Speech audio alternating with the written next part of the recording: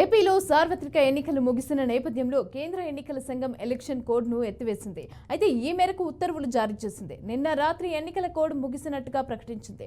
మార్చి 16న ఎన్నికల షెడ్యూల్ విడుదలైన నాటి నుంచి కోడ్ అమల్లోకి వచ్చింది. ఇక మరోవైపు పల్నాడుపైన పోలీసులు ప్రత్యేక దృష్టి సారించారు. మళ్లీ అల్లర్లు చెల్లరేగకుండా కట్టుదిట్టమైన చర్యలు తీసుకుంటున్నారు.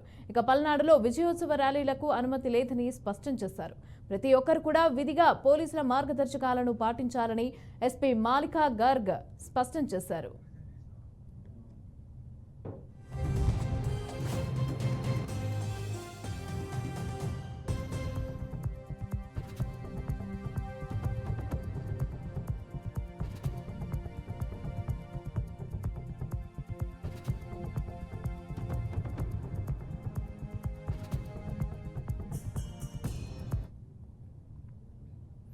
తెలంగాణలో లోక్సభ ఎన్నికల కోడ్ను 12 జిల్లాల్లో మినహా మిగిలిన 21 జిల్లాల్లో ఎత్తివేస్తూ కేంద్ర ఎన్నికల సంఘం ఉత్తర్వులు జారీ చేసింది.